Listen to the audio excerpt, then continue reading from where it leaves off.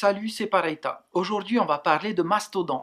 Mastodon, c'est une plateforme de microblogging. On peut y poster des messages, s'abonner au flux d'autres personnes, un peu comme Twitter. Le service est gratuit et ouvert à tout le monde. Je mettrai un lien dans la description. Il y a quelques différences remarquables entre Twitter et Mastodon. Par exemple, un message peut avoir jusqu'à 500 caractères, contre 140 pour Twitter. On dirait pas comme ça, mais cette différence change complètement l'expérience. On le ressent directement lorsqu'on scrolle dans le flux d'actualité. Après, il faut voir si vous êtes friand des tweetstorms sur Twitter, lorsqu'on n'arrive pas à exprimer quelque chose en 140 caractères et qu'on utilise une suite de tweets pour exprimer notre pensée. Bon, c'est vrai, il y a déjà des services comme TweetLonger qui permettent de faire ça. Mais bon, il y a aussi le fait qu'il n'y a pas de pub ni de messages sponsorisés sur Mastodon.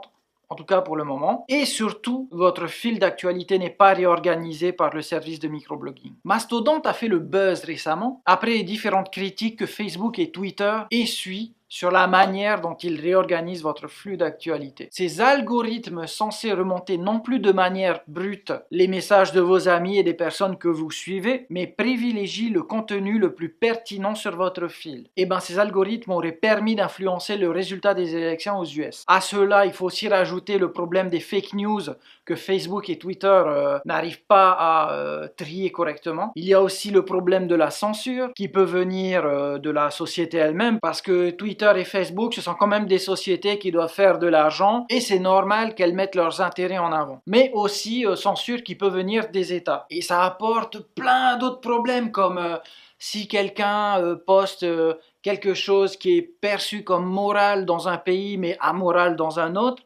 qu'est-ce que Twitter ou Facebook doivent faire? Est-ce qu'ils doivent géofencer le statut ou le tweet? Est-ce qu'ils doivent l'effacer partout? Enfin, tout ça, ce sont des questions que le service de microblogging au final doit résoudre. Donc, la position de Mastodon sur ces problèmes-là, c'est de déléguer au final la régulation des messages aux responsables des différentes instances de Mastodon. Différentes instances? Oui, en fait, Mastodon n'est pas centralisé sur un serveur sur Internet ou détenu par une société tierce, mais appartient à ses utilisateurs. Il est donc possible d'avoir sa propre instance de Mastodon qu'on pourra modifier à sa guise, la privatiser, la fédérer ou pas, et la rendre connectable à d'autres services tierces. Dans la description, je vais aussi mettre un lien sur comment déployer sa propre instance de Mastodon, mais le plus simple, c'est encore d'utiliser Docker. L'idée d'un service de microblogging décentralisé me séduit beaucoup. J'aime bien tout ce qui est décentralisé parce qu'on sait que le service va aller dans la direction voulue par la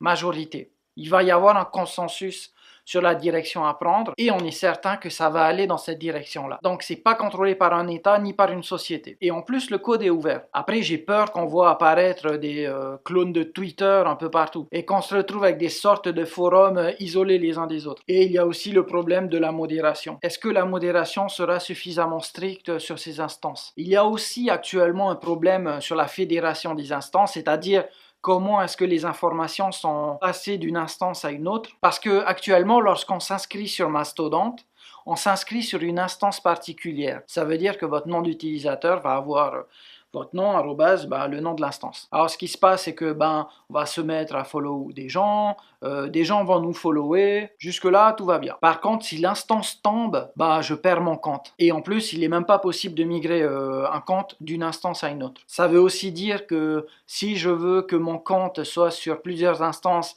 il faut que j'aille vite m'inscrire sur toutes les instances que je connaisse. Ça veut aussi dire que les gens, s'ils veulent créer des faux comptes, ils peuvent vite aller voir les différentes instances et créer un compte là où le compte original n'existe pas. Mais c'est un problème qui est toujours d'actualité. Surtout que si son compte ferme, on perd tous ses followers. Aussi, au jour d'aujourd'hui, il n'est toujours pas possible de supprimer son compte. Il n'y a tout simplement pas la fonctionnalité pour. Après, il faut voir avec le temps, est-ce que ça va durer? Est-ce que c'est juste une mode? Est-ce que la modération sera plus efficace que sur Twitter et Facebook? Je sais pas, on verra bien. Si vous voulez participer à rendre Mastodon plus mature et sûr, n'hésitez pas à aller sur GitHub, à forker leur projet, soumettre des pull requests, ouvrir des tickets d'anomalie, écrire de la doc, répondre aux points importants toujours en suspens, comme la fédération des comptes entre les différentes instances. Donc au final, pour moi, Mastodon, c'est plus un prototype de Twitter distribué qu'une application, qu'un service mûr et périn. On dit périn, un truc mûr